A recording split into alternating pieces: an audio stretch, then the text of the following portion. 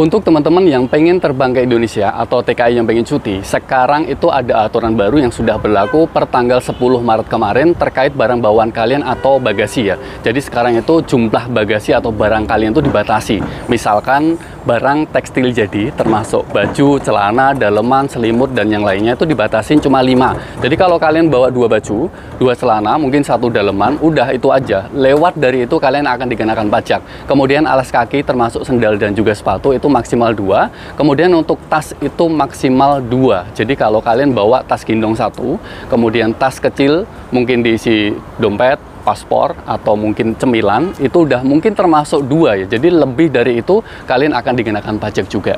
Terus apa gunanya kita beli tiket kemudian dapat fasilitas misalkan 30 kilo, 40 kilo, ada yang 46 kilo, tapi untuk barang bawaan kita dibatasin gitu. Lewat dari itu kita akan dikenakan pajak. Jadi orang akan mikir ngapain kita bawa barang banyak-banyak tapi ujung-ujungnya di Indonesia kenakan pajak gitu kan. Assalamualaikum warahmatullahi wabarakatuh. Apa kabar? Semoga kalian di luar sana sukses dan pastinya sehat ya. Jadi hari ini kita akan membahas aturan baru yang sudah berlaku per tanggal 10 Maret kemarin. Ini kalau saya nggak salah baca ini peraturan Menteri Perdagangan nomor 36 tahun 2023 terkait pengendalian atau pembatasan barang impor lah, bahasanya seperti itu. Jadi peraturan ini berlaku untuk semua pelaku perjalanan internasional termasuk para pekerja migran Indonesia yang pengen cuti ke Indonesia, yang bawa koper, bawa tas, isinya itu semuanya akan dibatasin. Lewat dari aturan kalian akan dikenakan pajak. Walaupun kalian kerja di luar negeri dengan gaji yang minim, kemudian dapat barang-barang bekas dari majikan atau beli barang-barang bekas di luar negeri, dibawa pulang karena masih bagus, mau dikasih ke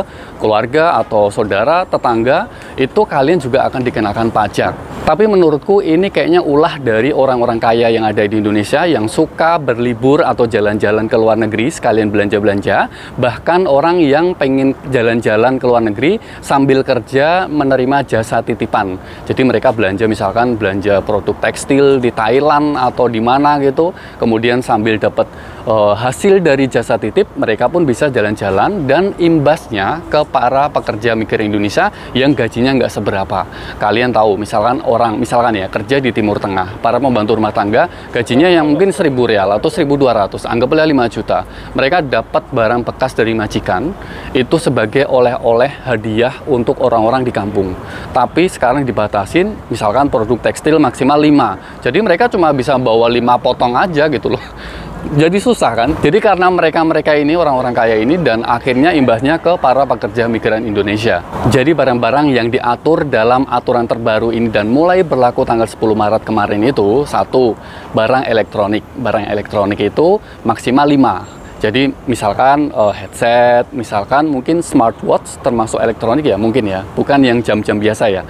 Kemudian misalkan radio, kemudian TV, mungkin kalian bawa TV itu maksimal 5 dan jumlahnya kalau di total itu kurang lebih 1.500 dolar. Kemudian untuk barang elektronik lainnya termasuk ya kayak HP, laptop, tablet, komputer kayak gitu itu maksimal 2. Nilai 1.500 dolar itu kalau dirupiahkan kurang lebih 23 juta. Kemudian barang yang diatur lagi adalah mainan. Kalau kalian bawa mainan dari luar negeri itu maksimal kurang lebih 1.500 dolar atau 23 juta. Kemudian barang yang diatur yang lainnya adalah alas kaki termasuk sendal dan juga sepatu itu maksimal 2 pasang aja. Ya mepet banget sih ya untuk para pekerja migran Indonesia yang beli murahan atau dapat lungsuran gitu kan. Kemudian tas yang bisa kalian itu cuma bawa 2. Jadi kalau kalian bawa tas gendong 1 isi baju, kemudian tas kecil 1 isinya mungkin paspor, dompet dan yang lainnya, itu mungkin dihitung gitu walaupun jumlahnya kecil. Tapi ini semua nggak tahu juga untuk teman-teman yang bawa barang-barang tersebut dari Indonesia ya. Jadi nggak tahu juga itu, aku belum pastiin sih, harusnya sih enggak karena ini kan aturan impor barang dari luar negeri ke Indonesia. Tapi kalau kita semulanya beli dari Indonesia, kayaknya sih enggak gitu. Untuk koper, aku belum tahu pasti itu termasuk tas atau tidak. Karena yang aku tahu tas itu ya tas gendong, tas kecil, tas ransel gitu. Tapi kalau koper aku kurang tahu termasuk tas atau tidak. Teman-teman yang tahu koper itu termasuk tas atau tidak, silahkan tulis di kolom komentar ya. Kemudian yang diatur lagi adalah barang tekstil jadi. Jadi barang tekstil jadi ini termasuk pakaian kalian, selimut kalian, pokoknya yang dari kain-kain yang jadi gitu. Pakaian, baju, celana, daleman, Mungkin topi juga termasuk sih.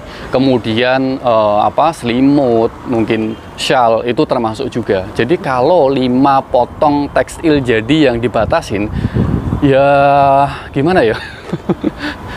Pasti rata-rata orang Indonesia kalau cuti itu mesti bawa baju lebih dari 2 setel yang dibawa gitu, lebih itu pasti, biasanya seperti itu. Nggak mungkin bawa koper tapi kosong gitu. Tapi ada juga sih yang isinya cuma makanan-makanan, itu juga bisa juga gitu. Kemudian barang yang diatur lagi adalah sepeda roda 2 ataupun roda 3 itu maksimal 2 unit saja.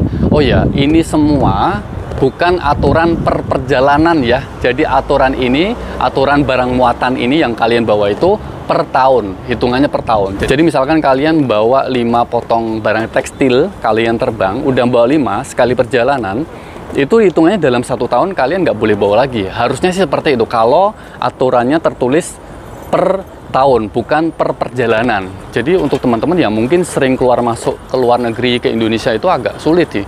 Kalau sekarang aja misalkan kalian terbang ke Indonesia, udah bawa 5 barang tekstil jadi, kemudian kalian kembali lagi ke luar negeri, pulang lagi udah nggak bawa apa-apa kan. Kalau logika seperti itu kan ya. Jadi ingat, peraturan ini sudah berlaku dan banyak teman-teman juga yang sudah melakukan perjalanan dari luar negeri ke Indonesia dan itu dikenakan pajak. Jadi untuk teman-teman para pekerja migran Indonesia, gimana ya, kita mungkin ya nerima nggak nerima ya gimana, itu aturan juga, kita nggak bisa menolak. Tapi harusnya sih diperbaiki sih.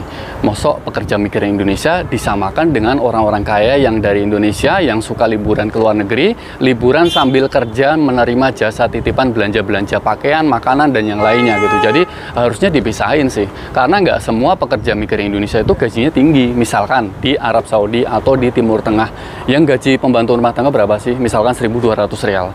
Misalkan 5 juta ya.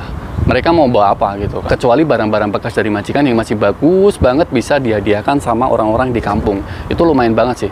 Tapi kalau sekarang semuanya dibatasin, ya susah mereka mau bawa apa gitu.